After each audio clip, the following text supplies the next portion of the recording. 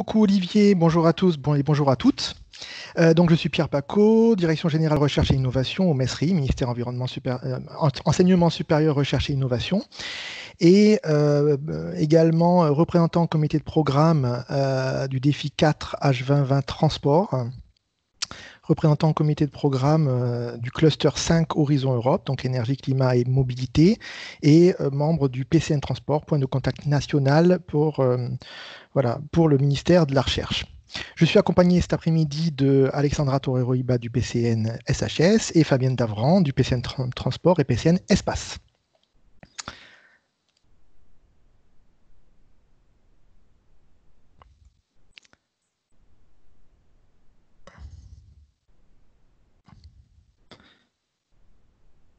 J'ai un petit souci pour passer les slides, mais je vais y arriver. Voilà. Donc, du coup, quel est le programme de cette heure avec tous ensemble? Une petite introduction sur le Green Deal, de la vision politique à l'appel à projet, qui donne quelques éléments de contexte. Je vous rappelle que vous avez aussi de disponible sur le site H2020 du ministère de la Recherche une présentation, on va dire, plus complète sur le Green Deal qui vous donnera tous les éléments par rapport à ça. Ensuite, nous aborderons les trois topics qui concernent plus particulièrement les aspects de mobilité. Donc, vous voyez, le topic 5.1 sur les aéroports et les ports verts, c'est vraiment le cœur de la partie transport pour le Green Deal, pour ce call Green Deal, et également deux autres topics qui sont, on va dire, en partie affectés aux problématiques de transport, vers des villes climatiquement neutres, le 1.2 et le 10.2 sur les changements comportementaux, donc 13 SHS. Et puis nous finirons, mais nous n'aurons peut-être pas le temps, mais je vous le signale pour que vous ayez accès par la suite et que vous pensiez y avoir accès, sur quelques conseils et quelques appuis dans votre construction de projet. Ça consistera à quelques éléments d'aide sur les éléments de rédaction, sur des contacts aussi que vous pouvez avoir et que vous pouvez solliciter pour la construction de projets que sont les PCN et les pôles de compétitivité, et quelques textes importants aussi de rappel à l'échelle européenne et qui vous aideront peut-être aussi à mieux comprendre finalement quels sont les enjeux et à mettre en référence dans vos propositions.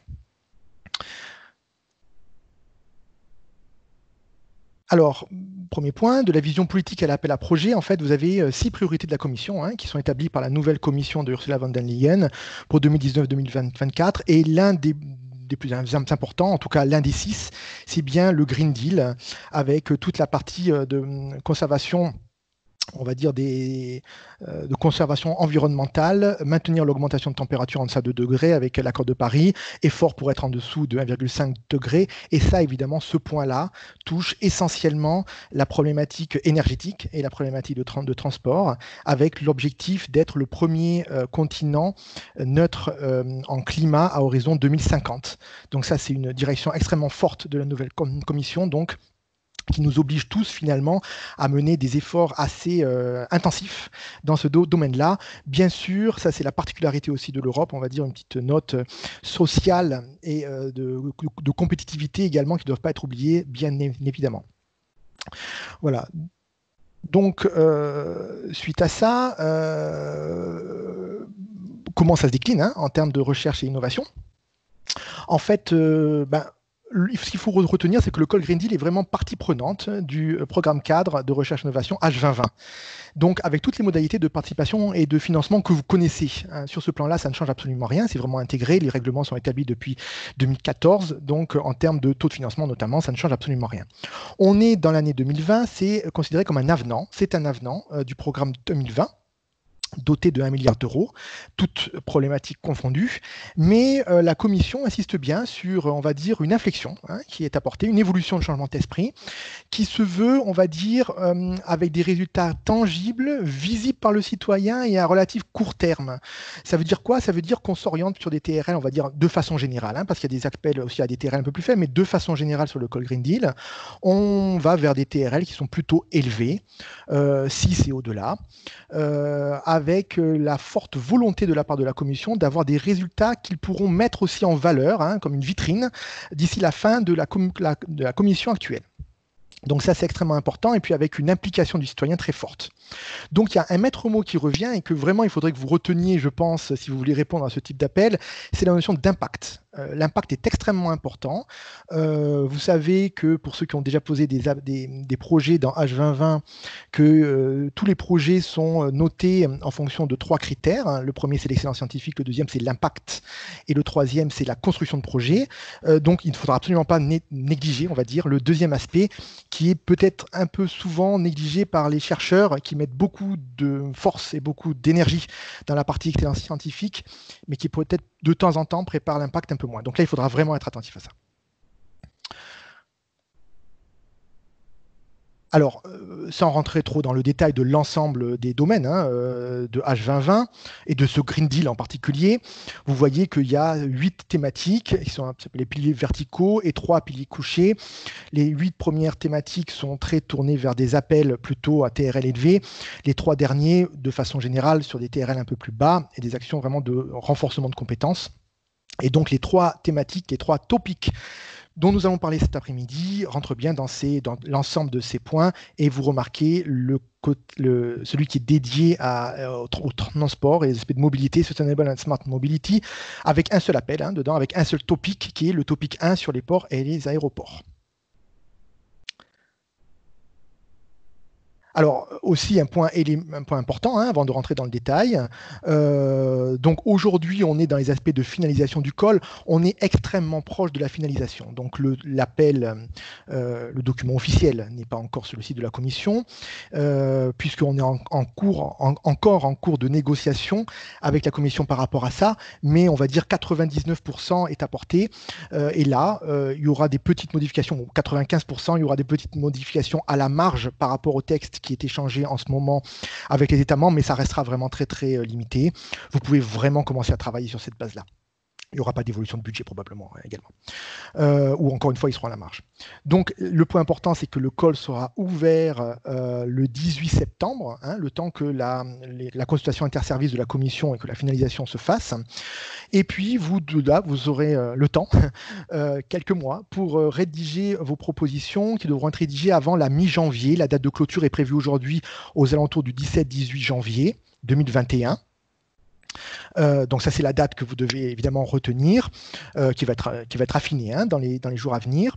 Et puis ensuite, une fois que, on va dire, les dés sont jetés, il y a toutes les phases d'évaluation et ensuite de lancement, avec un lancement probablement pour les projets lauréats au dernier trimestre 2021. Sachant que le Grant Agreement devra absolument être signé pour des raisons d'engagement financier de H2020 avant le 31 décembre 2021. Alors, si vous voulez bien, on va rentrer dans le vif du sujet avec le premier topic. Donc, il se nomme Aéroports et ports verts comme des hubs multimodaux pour une mobilité durable et intelligente, très centré sur aéroports et ports verts, mais avec la notion de multimodalité qui a été très poussée par les États membres dans les dernières phases de la construction de ce topic. Donc évidemment, comme les deux autres, la date de candidature, ce sera janvier 2021, comme je viens de le dire. C'est un type d'action IA, donc Innovation Action, donc la TRL plutôt élevée, qui vise à construire des démonstrateurs. Et puis sur les aspects de budget, avec une enveloppe globale de 100 millions d'euros, qui est quand même très significatif. C'est l'un de ceux qui ont l'enveloppe globale, voire peut-être celui qui a l'enveloppe la plus forte aujourd'hui, pour un topic. Et puis qui donnera lieu à 4 projets retenus, de chacun donc 25 millions d'euros, entre 20 et 25, mais on sait bien les projets se calent le plus souvent sur la borne supérieure, donc 25 millions d'euros. Alors les objectifs, c'est de concevoir des ports et des aéroports avec des concepts innovants, de sorte à réduire drastiquement et rapidement les émissions de gaz à effet de serre issues du transport, et donc contribuer à l'atténuation au changement climatique. Alors, ce qu'il faut retenir, c'est que cet appel, on parle de 2 appels différents finalement, dans un, puisqu'il y en a un spécifiquement sur les ports, un spécifiquement sur les aéroports. On ne mixe pas les deux domaines. Chacun sera muni de sa liste principale, de son classement, et on sait d'ores et déjà qu'on en retiendra 2 projets pour les ports et 2 projets pour les aéroports. Alors, ce qui est intéressant également à avoir bien en tête, c'est de voir que finalement chacun des ports ou aéroports aura une espèce de port ou aéroport leader qui implémentera les solutions et dont où forcément les aspects de budget seront les plus concentrés sur cet aéroport ou ce port dans chacun des projets. Mais il faudra aussi lier 3 ou plus autres ports ou aéroports qu'ils appellent Shared Fellow, qui sont finalement les aéroports dans lesquels on va avoir moins d'implémentation, voire pas d'implémentation. Je vous laisserai juge de l'appréciation qu'on peut en faire, mais a priori, il n'y en aurait pas. Hein. Alors, ce sera peut-être un plus qu'il y en ait, mais il y en aura vraiment très peu. Mais pourquoi on les associe?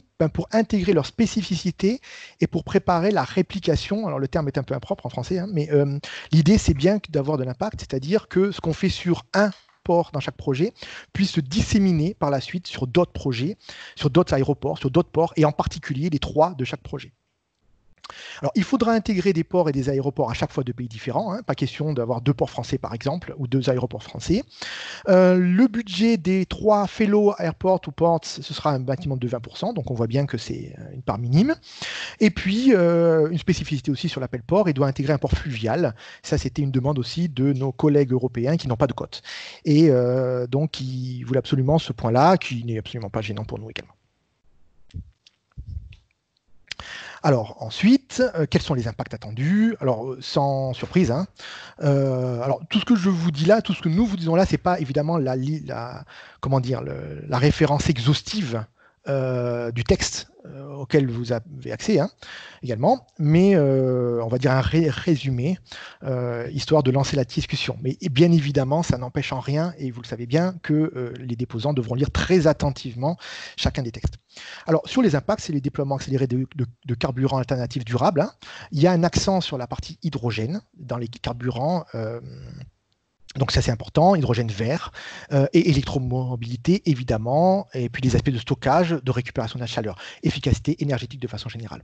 Les hubs multimodaux, c'est-à-dire qu'on ne reste pas à l'intérieur du port ou de l'aéroport, mais on doit bien prendre en compte les moyens d'accès, et notamment les moyens multimodaux d'accès, et prendre en compte tout ce qui est considéré comme l'efficacité énergétique ou encore le côté vert, hein, donc électromobilité, carburant alternatif, etc.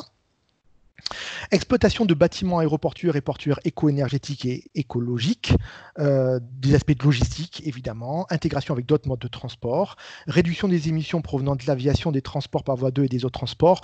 Alors, pour lever un petit doute peut-être dans votre esprit, il n'est pas question ici de travailler sur les technologies des aéronefs ou les technologies des bateaux. Ça fait partie d'appels à part et surtout dans Horizon Europe, déjà dans H2020. Hein. On travaille vraiment sur l'objet port et l'objet aéroport, mais la Commission et l'Europe et la France attendent aussi par ce biais-là d'avoir les moyens finalement pour des aéronefs et des bateaux et des navires qui doivent être ravitaillés dans ces moyens, dans ces vecteurs énergétiques propres, de pouvoir le faire. Hein. Donc voilà, c'est plutôt un impact indirect. Et puis la réduction des émissions pour la ville et la mobilité urbaine, ainsi qu'une meilleure intégration de la ville dans la ville pour les ports et aéroports. Bon, tout ça est un peu sans surprise, j'imagine, mais ça vaut la peine quand même de le signaler. Alors après, sur les activités elles-mêmes, hein, au-delà de l'impact, alors là, les règles sont un peu différentes, hein, selon port et aéroport. Il y a une première, alors pour les aéroports, hein, pour commencer. Alors en fait, vous voyez qu'il y a beaucoup de thématiques hein, qui sont abordées ici. Alors il y en a, pour les aéroports, il y en a de 4 grandes sortes, on va dire. Le transport, les aspects de terminaux, les aspects énergétiques et les cross-cutting aspects, qui sont un petit peu tous les autres, qui sont importants également. Alors, les règles ne sont pas tout à fait les mêmes. C'est-à-dire que vous verrez dans le texte qu'il y a ce qu'on appelle les bullet points, les tirets hein, en français, qui fait que les propositions doivent répondre à un certain nombre de thématiques. Alors, sur la thématique transport, qui est un peu le cœur quand même du sujet ici, hein, transport énergie. Sur la partie transport, il est important de répondre absolument à des bullet points, à des thématiques qui rentrent dans le champ des connexions multimodales vers l'aéroport. Donc ça, c'est la partie amont et aval. Mais également, donc le « et » est important, les aspects de logistique, piste aéroport. Là, on est à l'intérieur, on va dire, du domaine aéroportuaire. Et également, le « et » est également important sur les aspects de logistique interne, et notamment à l'intérieur des aéroports, des bâtiments. Voilà. Donc ça, c'est très très important. De façon générale, je vous rappelle que les conditions d'éligibilité sont assez strictes, hein. Typiquement, si vous ne répondez pas à chaque fois à et, eh ben, vous serez probablement écarté, même avec la meilleure des propositions. Donc c'est vraiment extrêmement important. Alors, sur les aspects 2, 3 et 4, terminaux, énergie et cross-cutting aspect, là, la règle est un petit peu différente, c'est-à-dire que vous devez répondre aussi à un certain nombre d'items, mais là, ce n'est pas l'intégralité de sous-items, mais plutôt la moitié des items. Alors, vous verrez, il y a des items qui concernent les opérations, hein, le bâtiment durable, notamment les aspects de matériaux de construction, déconstruction, les aspects efficacité énergétique et les aspects de biodiversité. Il faudra au moins répondre à 2 de ces 4 items. La partie énergie, pareil, la moitié des items, production d'énergie verte, unité pilote, incitation aux carburants alternatifs, solution pour passage à l'échelle. Là, on rejoint avec ce dernier point, je vous invite vraiment à être particulièrement attentif, que l'objectif, il faut s'en souvenir, c'est pas de faire une vitrine, mais d'aller au-delà de ça. Donc le passage à l'échelle, le fait que cet aéroport vert puisse être aussi le modèle pour d'autres aéroports, ce point-là est extrêmement important. Et puis sur les cross-cutting aspects, pareil, sur les aspects de qualité de l'air, de règlement, de gestion des assets, économie circulaire, etc., etc. Le temps nous manque un peu, mais vous aurez accès évidemment à ces planches, tout comme l'accès au texte. Alors sur les aspects port, l'esprit, on va dire, est un peu le même. Alors la règle n'est pas tout à fait la même, c'est-à-dire qu'il y a 8 aspects clés. Hein, production, fourniture d'énergie, solutions durables, opérations logistiques, on retrouve souvent un peu les mêmes. Hein. Activité pilote, solutions numériques, solutions d'embarquement et débarquement des passagers et du fret, qui est un point clé évidemment pour tous ceux qui vivent à proximité d'un port, hein, d'un port de navire, d'un port de croisière, etc. Mécanisme de marché, donc là on est sur toute la partie, on va dire, non technologique, gouvernance également. Et puis il y a un point aussi qui est important, c'est le master plan pour le port vert du futur. Ici, on est sur une activité qui n'est pas une activité d'implémentation, mais vraiment de faire une espèce de roadmap avec un certain nombre d'aspects, de perspectives économiques, énergétiques, environnementales, qui permettra justement de se projeter un peu plus en avant et qui aidera à guider la commission justement sur les actions clés à lancer par la suite, et puis aussi aux acteurs hein, qui voudront mettre en œuvre un port vert. Donc vous voyez, là, il y a 8 types d'activités. Il faudra répondre, chaque projet devra répondre à 6 des 8 aspects. Vous commencez à comprendre pourquoi il faut un budget de 25 millions d'euros pour répondre à l'ensemble de ces thématiques-là, qui sont quand même très vastes. Alors, pour finir sur ce topic plutôt, quelques éléments qui, à notre avis, peuvent faire la différence. Ce n'est évidemment pas ce ne sont pas des consignes extrêmement claires et notifiées dans l'appel à projet par la commission, mais c'est notre interprétation. Et puis c'est aussi lié au contact que l'on peut avoir aussi avec la commission. Donc je vous invite quand même à y être relativement attentif. Le premier point qui est important, c'est que c'est un projet d'implémentation de solutions innovantes et c'est un projet qui se doit d'être ambitieux.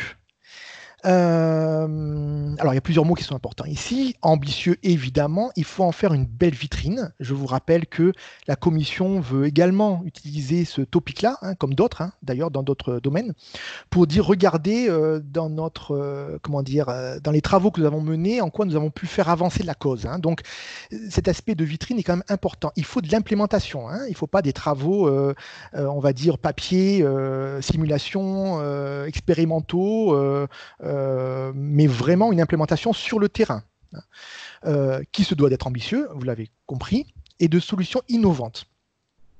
Alors là, il y a un bon équilibre à avoir en fait, hein, entre l'innovation, mais l'innovation réaliste. Clairement, un projet qui ne mettra que des solutions, on ne va pas dire éprouvées, parce que je pense que le terme est un peu fort quand même, hein, mais on va dire avec degré d'ambition peut-être pas assez fort, hein, on va dire risque de ne pas être tenu. Je prends par exemple l'exemple des ports de l'électrification à quai. C'est un point important. Il y a très peu de ports aujourd'hui qui l'ont. Hein. C'est un point que tous les gestions portuaires ont en tête à l'avenir. Mais je pense qu'il faut non seulement faire ça, mais aller aussi un peu plus loin.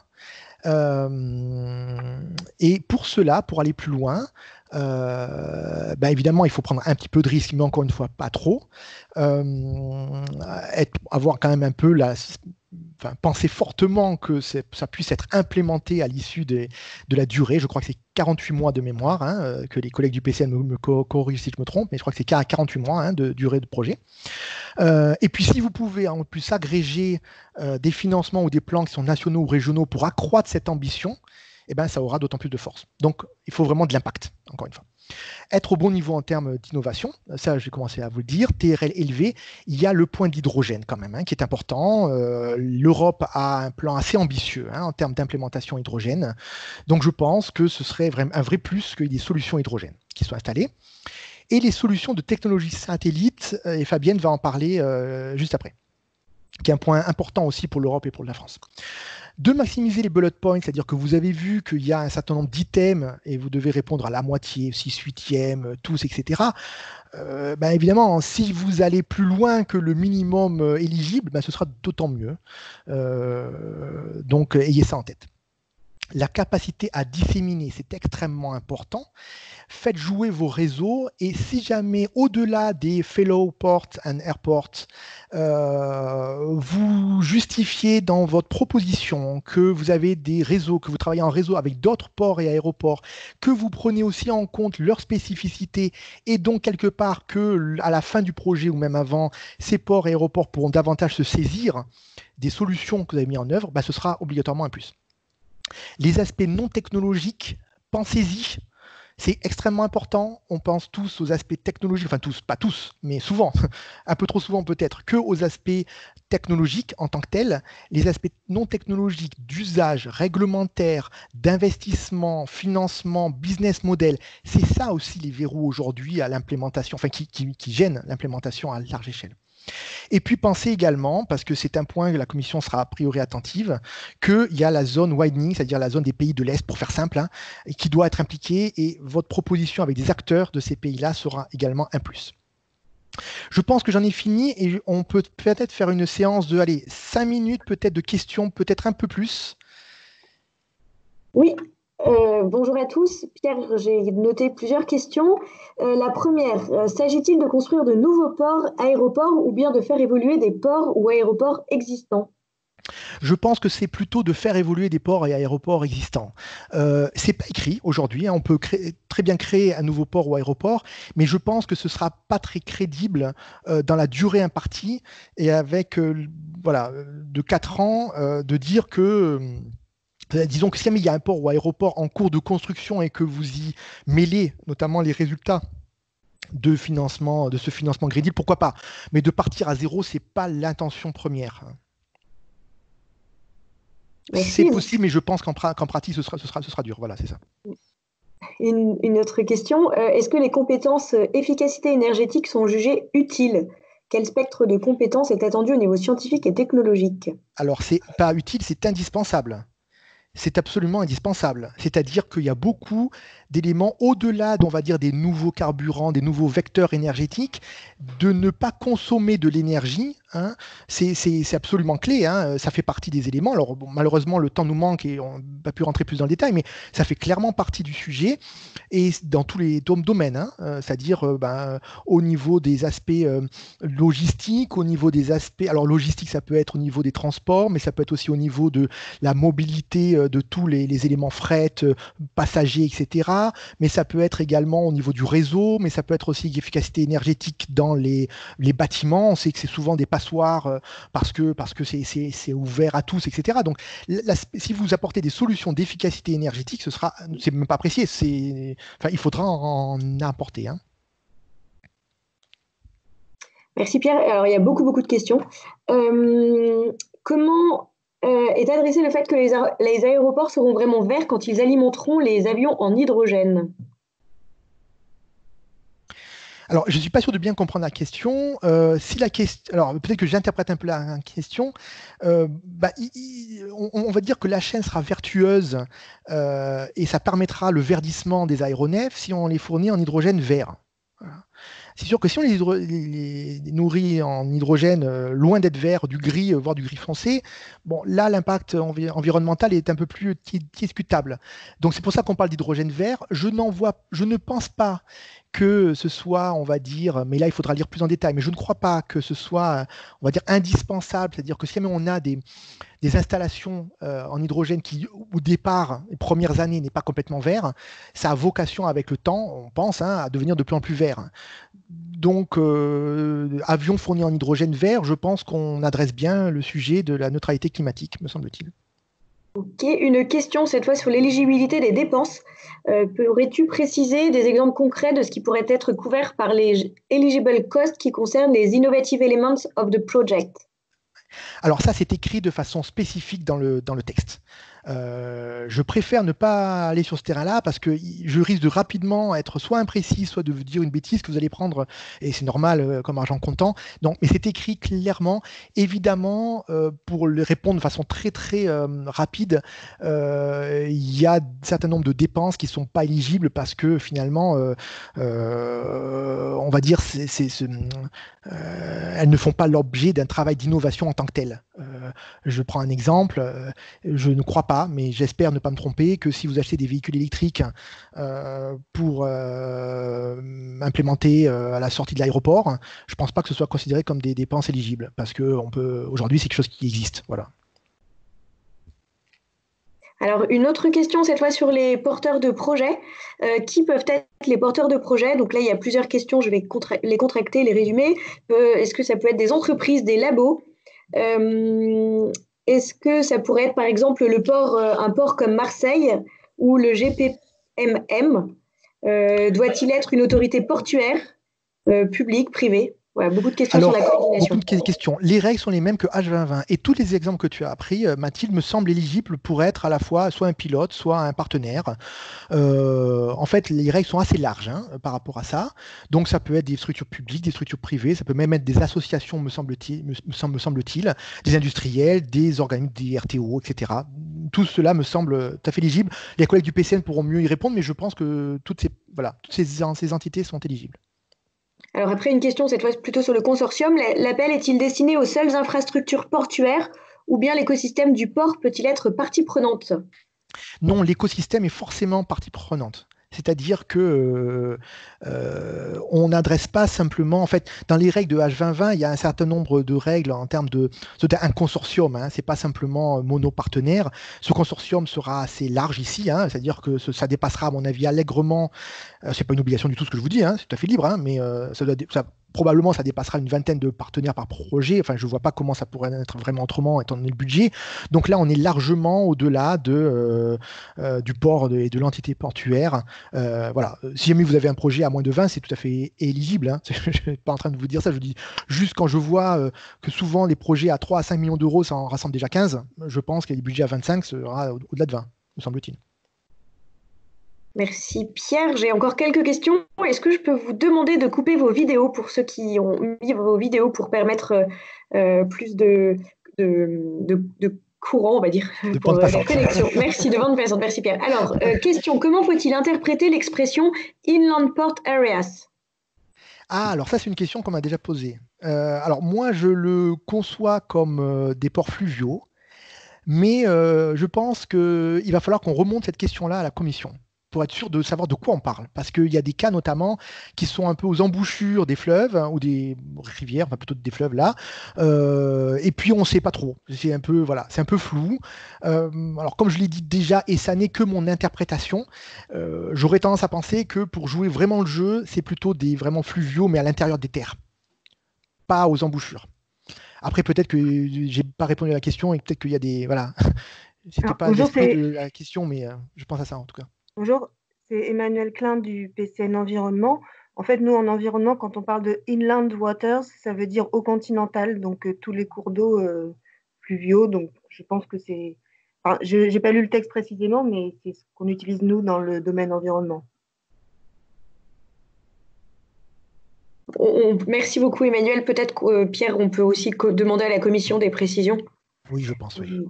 Alors, je continue, je suis désolée, il y a beaucoup de questions. On va on va essayer de peut-être pas y répondre répondre. à toutes, hein. On va peut-être en répondre à une ou deux encore et après, on va arrêter. Exactement. J'ai une question qui... les ports Lighthouse et les ports Fellow doivent-ils être identifiés dans des pays similaires? Un port ou Alors, un non. aéroport égale un pays. Alors, en fait, chacun des projets, prenons les ports, par exemple, un projet port. Il y aura, par exemple, 3 à 4 ports, hein, qui seront dans ce projet-là. Ils devront faire partie de pays différents. Ça, c'est écrit. Donc, voilà, ça me paraît assez clair, en fait, par rapport à ça. Vous ne pouvez pas avoir 2 ports français, 2 aéroports français dans le même projet. Allô, vous êtes encore là? Oui. Après, il y a une question donc, sur les technologies satellites, mais ce sera le sujet de la présentation suivante par Fabienne. Ah oui, excusez-moi, j'aurais dû parler. Oui, excusez-moi, oui, tout à fait. Une autre question, quelle différence entre Felloport et partenaire en termes d'exécution financière? Alors, en fait, il y a une limitation de budget sur l'ensemble des ports Fellow. Maintenant, après, l'exécution est la même, c'est-à-dire que les règles sont les mêmes. Vous pouvez dépenser le même type, si c'est ça la question, vous pouvez dépenser le même type de. Voilà, enfin, passer différents types de dépenses qui sont. Enfin, voilà, le type de dépense est le même. Il n'y a pas de différence. Il y a simplement une différence en termes de quantité max. Il faudra que le budget accordé, on va dire, aux actions qui sont plus spécifiquement sur les Fellow soit inférieur à 20%. Et une dernière question, les infrastructures industrielles périphériques du port doivent-ils ou peuvent-ils être associées au projet? Pour moi, oui. Alors, la notion de zone portuaire ou aéroportuaire n'est pas définie de façon claire. Bon, il faut faire un peu attention quand même. Il ne faut pas mettre des zones trop éloignées, puis voilà, que ce soit un peu un effet d'aubaine. Mais pour moi, ça peut rentrer dedans s'il y a une cohérence. Je voudrais vraiment qu'on passe à la suite. Et notamment, j'ai squeezé, excuse-moi Fabienne, ta petite présentation sur la partie satellite. C'est pas grave, ça peut venir après. Mais par contre, je voudrais bien que tu mettes à l'écran ma planche, si Alors, tu peux. la présentation a sauté, pour vous peut-être également. Voilà. Oui. C'est bon pour toi, tu la vois? Non, pas encore. Donc, si je la vois pas, je pense que personne la voit. J'espère en tout cas. Mathilde, est-ce que tu la vois de ton... Ah, ça y est, ça commence à venir. C'est en train de venir. Bon, ben, je vais commencer pour ne pas faire perdre trop de temps à ce webinaire. Bonjour à tous. Donc, je suis Fabienne Davran, je travaille au pôle Aerospace Valley et je fais partie du PCN Transport pour ma part personnellement. Et ensuite, là, j'interviens au titre de la participation d'Aerospace Valley également au PCN Espace. Voilà, donc je ne suis pas, je travaille activement aussi dans ce webinaire, dans ce PCN, dans ce PCN Espace, mais c'est mon collègue Philippe Latte qui est le représentant officiel dans ce PCN. Alors moi, je voulais juste vous parler, et d'ailleurs, je remercie Pierre de m'accorder la parole sur ce webinaire parce que les technologies de l'espace sont très importantes également dans ce topic aéroport et port. Et donc, les solutions à base d'imagerie satellitaire ou de technologie satellitaire sont très importantes dans ce topic, autant pour les green airports que pour les ports, et globalement au service de la mobilité. Donc, 3 types de technologies peuvent entrer dans ces réponses. C'est l'observation de la Terre, le positionnement et la navigation et les télécoms. Donc, je vous ai listé ici quelques solutions qui nous sont apparues comme intéressantes dans les réponses pour ces 2 topics. La première, c'est toutes les technologies de capteurs embarqués sur des satellites d'observation de la Terre qui peuvent être de différentes natures. L'imagerie radar qui permet une couverture même par temps nuageux par exemple, l'imagerie optique également, tout ce qui va concerner l'imagerie qui permet de capturer en fait les polluants et donc les gaz à effet de serre, c'est l'objet de ces calls aussi. Également, une autre techno, c'est le fait de pouvoir mesurer l'évolution des situations grâce à la répétabilité des images satellites. Technologie également de géolocalisation et de positionnement de précision, autant en fait dans l'aéroport et donc l'ATM et donc les atterrissages d'avions, mais également pour les ports, pour d'autres usages. Pour les ports particulièrement, j'ai signalé ici la technologie IoT par satellite et j'ai mentionné une technologie d'une société française qui est la société Nexport qui a développé du tracking de containers. Bon, il y a d'autres technologies, hein, c'est un exemple, je ne pouvais pas m'étendre sur toutes ces technologies. Également des potentialités avec les nanosatellites qui permettent d'embarquer des charges utiles avec des coûts d'exploitation réduits. Et le fait également que le programme Copernicus, donc, qui est un programme européen d'observation de la Terre, met à disposition des images gratuites de satellites. Et pour finir, je vous ai mis ici, à titre d'exemple, deux images issues de Sentinel et qui ont permis de mesurer le taux de pollution NOx pendant la période Covid, donc avant la période Covid et après, pendant le confinement. Voilà, donc le PCN Espace se tient bien entendu à votre disposition pour vous donner plus d'éléments d'informations, de contexte et pourquoi pas pour vous mettre en relation avec les acteurs du spatial qui, encore une fois, ont un rôle important à jouer autant pour les aéroports verts que pour les ports verts. Voilà, j'en ai fini. Merci Pierre. Merci beaucoup Fabienne. Vous avez bien compris que ça fait partie du texte, mais c'est seulement pour vous donner des idées et voir tout le potentiel qu'on peut avoir en utilisant des technologies issues des satellites. C'est un domaine qui échappe, aujourd'hui qui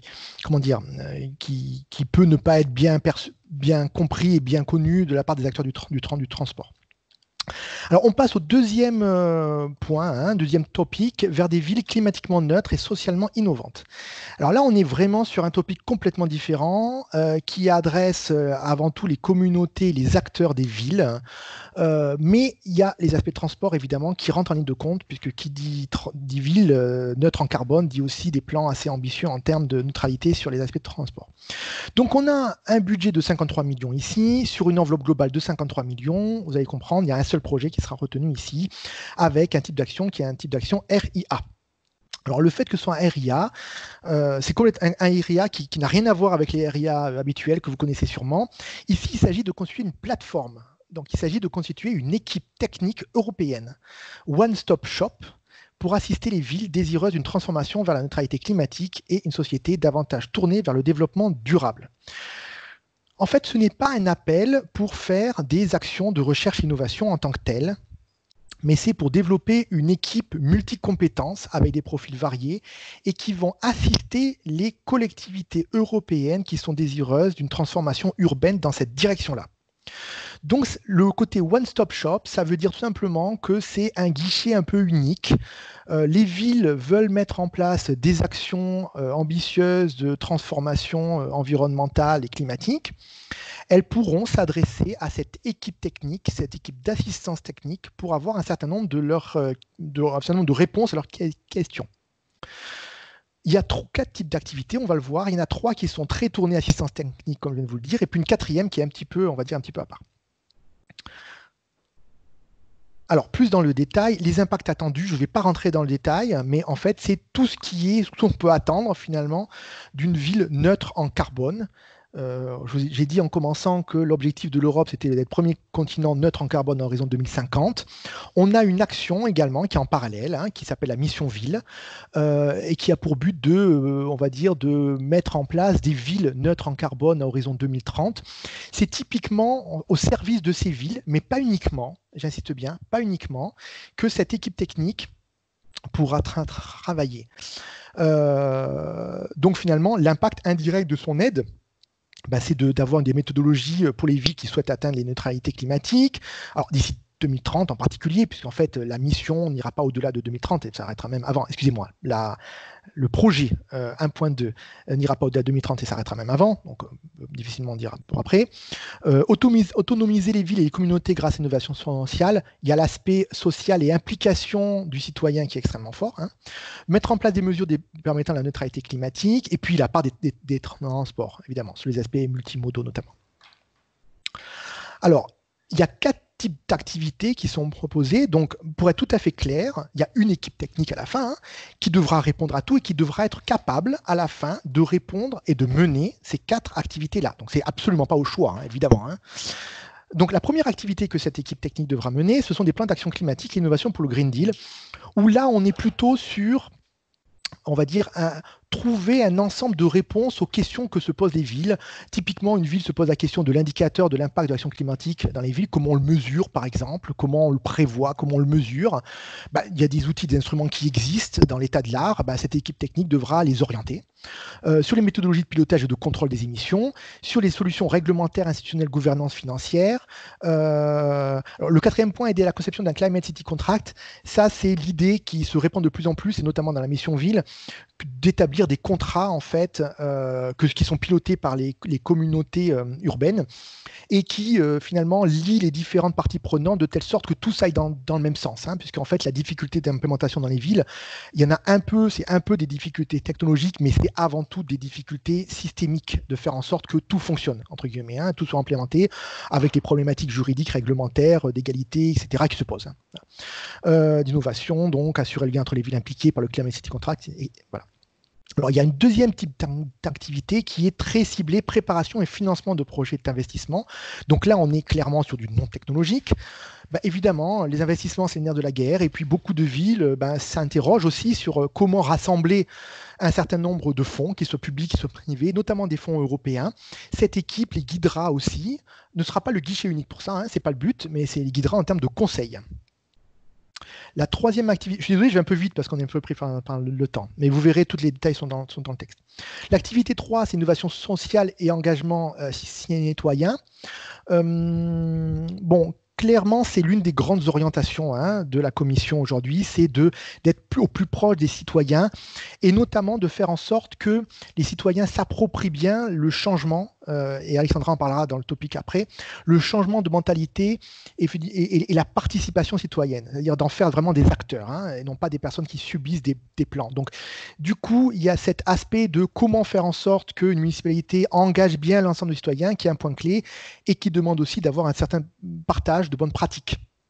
Et puis la 4e activité, qui n'est, alors contrairement aux 3 autres, qui n'est pas une activité de conseil et d'assistance technique, mais il est question dans ce projet-là d'affecter un fonds, c'est-à-dire dans les 53 millions d'euros, qui est plus de 60% de ce 53 millions d'euros, qui soit affecté pour lancer des actions de recherche et innovation. Un peu comme un Neranet pour ceux qui connaissent. Donc l'idée, c'est que cette équipe technique devra prendre en charge l'ensemble des actions et gérer ce fonds-là.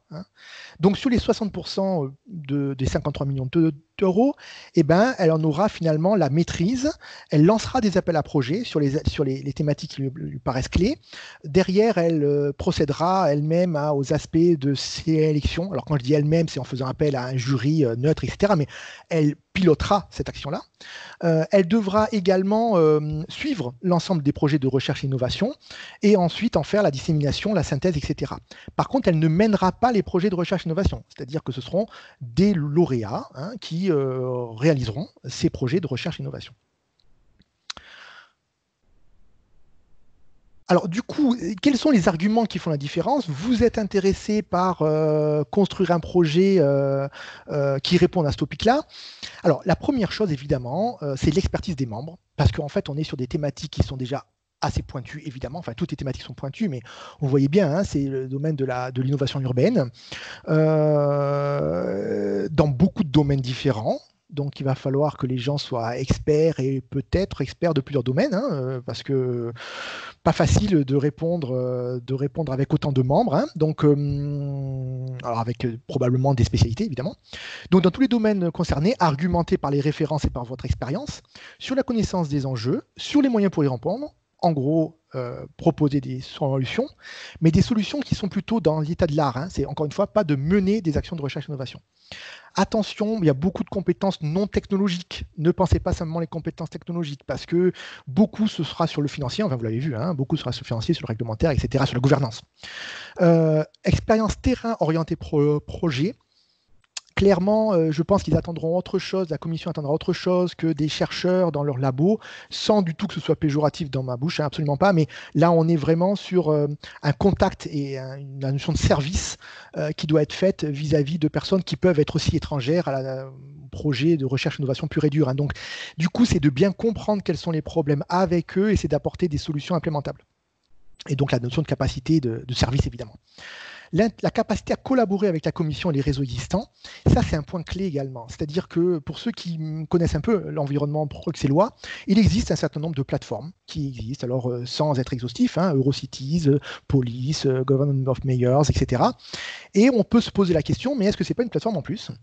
Alors clairement, pour en parler avec la commission par rapport à ça, eux, ce qu'ils veulent, c'est finalement une plateforme qui soit en contact très étroit avec la commission et qui soit capable de faire le lien et de faire la synthèse avec l'ensemble des projets de recherche-innovation qui ont été proposés, qui ont été menés à l'échelle européenne et nationale, mais également avec tout le savoir-faire de ces plateformes bruxelloises. Donc, c'est pas en plus, mais c'est en synthèse. Et ça me paraît un peu inévitable d'intégrer dans des projets des personnes qui font partie de ces plateformes-là, parce que ces plateformes-là, on mène chacun des travaux un peu de leur côté, alors sans négliger le fait que quelquefois collabore évidemment, mais ce qui est important, c'est que vous ayez quelque part vos entrées dans ces plateformes-là, et la meilleure façon, c'est encore d'intégrer des personnes qui en font partie aujourd'hui. La capacité à tisser des liens avec les initiatives nationaux également, parce que la volonté de la Commission de façon générale, c'est bien d'avoir des solutions, mais de ne pas répéter des solutions qui ont été déjà trouvées à l'échelle nationale, hein, donc ça c'est important. Intégrer l'état de l'art, c'est beaucoup être capable de dire ce qui a été fait, plus que de trouver des nouvelles solutions, et capacité à gérer les travaux de l'activité 4, qui est très particulière, hein. Voilà, j'ai eu un contact encore une fois hier avec une personne qui gère ça, c'était pour elle un point clé, hein. C'est une compétence très particulière que de gérer, on va dire, des portefeuilles de budget comme ça et de faire en sorte que les projets menés soient complètement pertinents. J'ai fini, me semble-t-il, pour ce deuxième topic ville. Y a-t-il des questions? Merci Pierre. Pour le moment, pas de questions. Donc n'hésitez pas à les poser dans l'onglet conversation. Ça doit être... Je pense que c'est un appel qui est très particulier, donc du coup, peut-être nos collègues en ligne sont un peu déstabilisés, hein. Eh bien, bon, on passe à la suite et je passe la parole à Alexandra. Je pense qu'Alexandra, vous êtes là. Bonjour. Je vous passe les slides peut-être, hein. D'accord, très bien. C'est parfait. Donc, Alexandra Torero du PCN SHS. Donc, les collègues du PCN Transport m'ont proposé de présenter l'appel 10.2, donc qui fait partie du domaine transversal qui est dédié à donner des pouvoirs, des capacités aux citoyens de se saisir de la question environnementale pour soutenir le Green Deal. Donc, cet appel 10.2 qui s'intitule Changements comportementaux, sociaux et culturels pour le Green Deal. Donc, c'est une RIA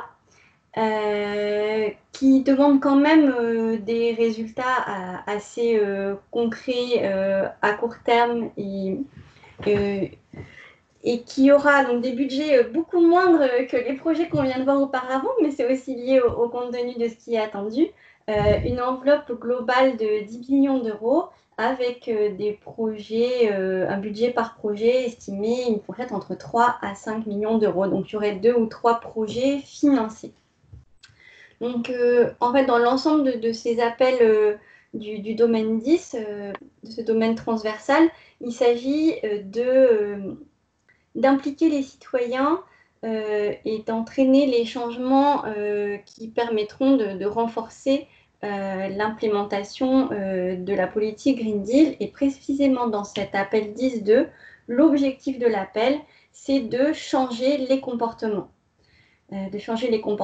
Pour contrebalancer des freins et pour produire des accélérations. Et ces comportements, ce sont non seulement les comportements des individus, mais également des comportements collectifs, donc au niveau des communautés, au niveau des organisations publiques et privées, au niveau des entreprises, des collectivités, des institutions, etc. On peut passer, je pense, à la diapo suivante. Voilà. Donc, quels sont les impacts attendus grâce à cet appel? Donc, c'est vraiment de changer les comportements à différents niveaux. Et pourquoi les collègues du PSN Transform m'ont proposé d'intervenir? C'est que il s'agit de changer ces comportements dans tous les différents domaines du Green Deal, mais en particulier, on peut l'appliquer aux mobilités, aux émissions qui sont liées à la circulation, à la diminution de la consommation d'énergie, donc des thèmes liés au transport et aux mobilités. Même si évidemment, on ne peut pas construire une réponse à l'appel 10.2 qui consisterait uniquement à changer les comportements dans le domaine des transports.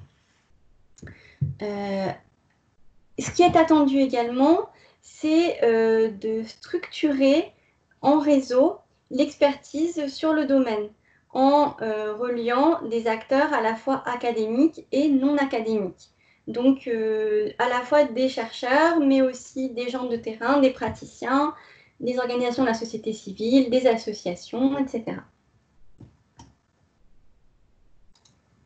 Les activités qui sont proposées pour atteindre ces objectifs, c'est donc de mettre en place ces réseaux transnationaux. C'est de mettre en œuvre des recherches comportementales. On attend vraiment des recherches expérimentales, on attend des études de cas, et il est même précisé qu'il faut les conduire dans au moins 4 pays européens. Et ces études de cas, eh bien, elles devront être choisies conjointement avec la Commission. On retrouve le travail étroit avec la Commission qui a pu être évoqué dans les autres appels. Alors, c'était aussi une évolution par rapport aux premières formulations de l'appel. Il y a un élargissement quand même à un vaste champ de disciplines de sciences humaines et sociales, puisqu'on attend également plusieurs disciplines pour des recherches sur les comportements, et puis on attend des recherches sur les contextes sociaux, culturels, politiques qui influent sur le comportement. Donc on peut attendre autant des sociologues, des psychologues, des historiens. Il y a toute une liste de disciplines qui sont citées. L'idée, c'est qu'on veut comprendre aussi les conditions du changement. Ce qui est attendu également, c'est que le projet formule des recommandations au niveau politique pour en fait améliorer le cadre, faire que le cadre soit le plus favorable au changement. Il y a des exemples qui sont donnés, qu'on peut donner par exemple, qui sont donnés dans l'appel. Eh bien, des entreprises s'il y a des entreprises qui pourraient se sentir défavorisées par des nouvelles réglementations plus strictes qui les obligeraient à avoir des coûts de production plus élevés, et bien comment faire un cadre politique avec des mesures d'incitation ou de compensation de ces mesures. Autre exemple donné, des populations défavorisées qui peut-être ont un comportement, dépensent assez peu, donc on pourrait dire un comportement frugal, mais n'ont pas forcément les moyens. Par exemple, comment améliorer l'efficacité énergétique de son logement quand on est un locataire ou même un propriétaire avec peu de moyens. Donc, il ne s'agit pas simplement de la question d'influencer des comportements individuels, mais vraiment de penser au niveau collectif comment induire le changement et donner les meilleures conditions possibles à celui-ci. Et puis, comme dans les autres appels de ce domaine 10, il est demandé de mettre en place des conseils indépendants qui puissent être garants de la solidité à la fois scientifique et puis éthique des activités qui seraient conduites.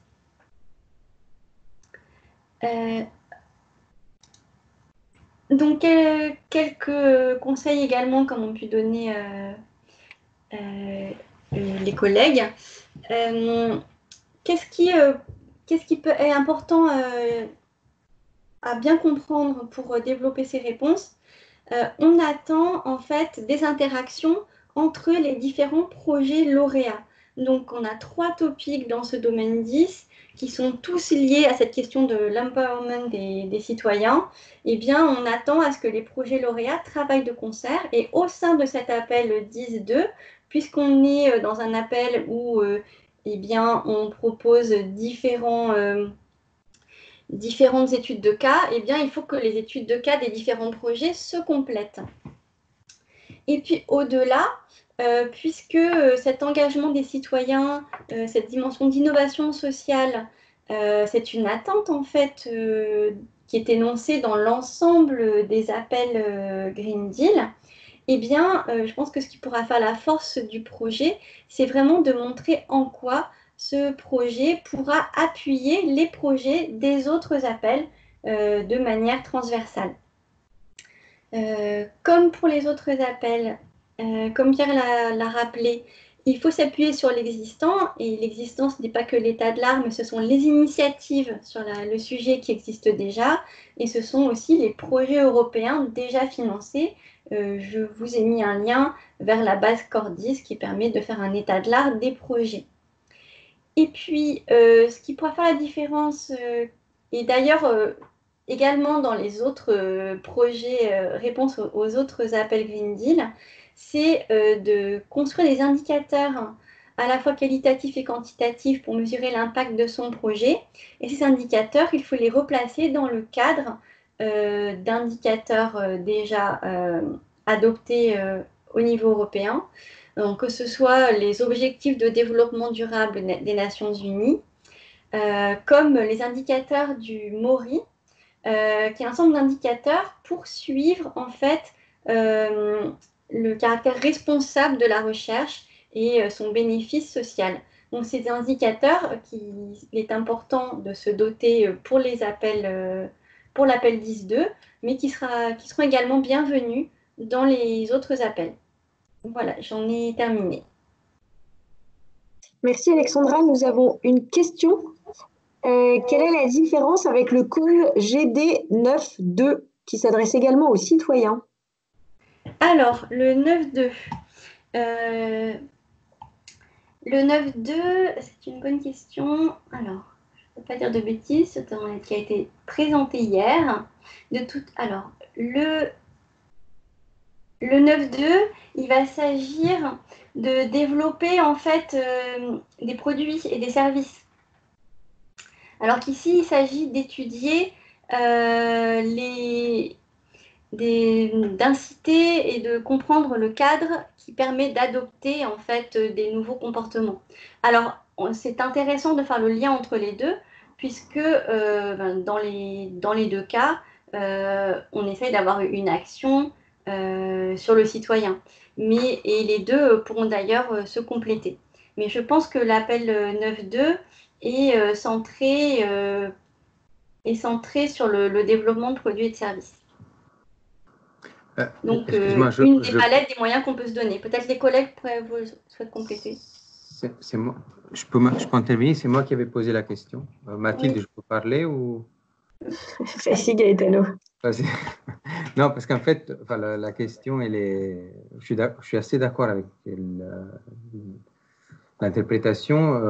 En fait, ce qui m'avait un peu embrouillé, c'est que dans les impacts, en fait, on demande dans le 9 de développer des produits, donc effectivement, mais qui puissent impliquer plus les citoyens dans le changement climatique, etc., etc. Donc, en fait, il y a quand même une action sur un changement comportemental qui semble revenir après dans le 10. C'était là. Oui, alors je pense qu'il ne faut pas avoir une lecture trop exclusive en se disant mais ce qui apparaît dans un appel, attention, ce n'est pas l'autre appel, puisque ce sont des enjeux croisés.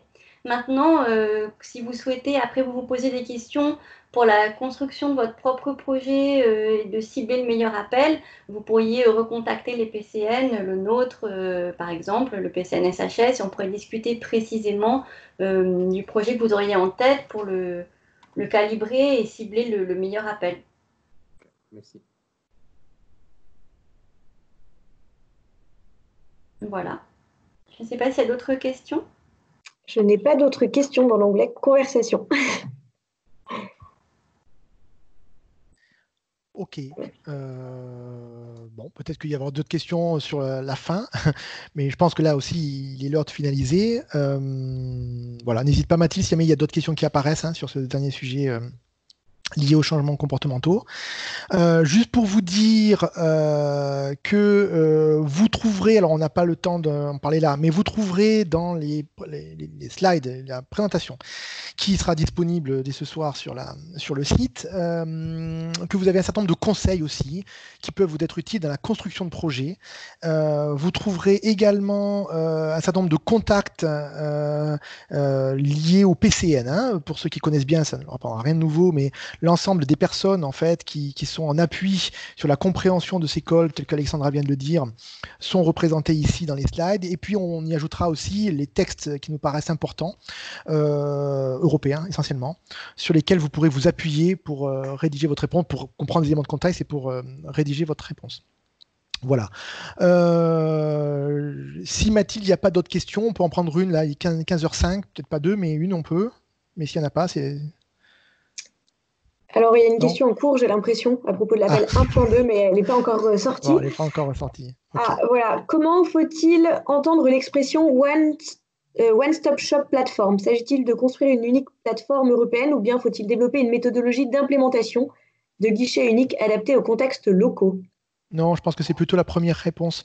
C'est-à-dire que c'est l'idée de faire, on va dire, un point d'entrée unique, mais par contre, il n'y a pas vocation de, comment dire, il n'y a pas vocation d'unifier plus que ça, quoi. C'est-à-dire de faire ce point de contact unique qui soit capable de répondre à l'ensemble des questions ou à une grande partie des questions, mais sans aller au-delà. Donc, tel que j'ai cru comprendre la question, je pense que c'était plutôt la première alternative. Ok, Olivier, je te laisse finir. Oui, merci Pierre, merci tout le monde. Écoutez, nous allons conclure ce webinaire. Merci à tous les intervenants pour toutes ces précisions très intéressantes. Merci à tous les participants. N'oubliez pas que nous allons continuer à vous donner des informations à la rentrée de septembre. Si vous allez laisser vos coordonnées en cochant la case oui sur le fait de continuer à être informé, on vous informera notamment au moment de la sortie des appels. On refera sûrement une série de webinaires. Sachez que l'ensemble des webinaires, pas seulement celui-ci, mais tous ceux de cette série sont disponibles sur le site horizon2020.gouv.fr, mis en ligne au fur et à mesure qu'ils ont lieu, ainsi que les diapos accompagnantes. Vous pouvez également contacter les points de contact nationaux, on l'a dit, pour poser des questions plus particulières et nous vous tiendrons au courant à la rentrée. Et puis n'hésitez pas, lancez-vous, montez des partenariats, déposez des projets, cherchez des partenaires. On travaillera sur la recherche de partenaires à la rentrée. On compte sur vous. Merci beaucoup. Merci à tous. À bientôt.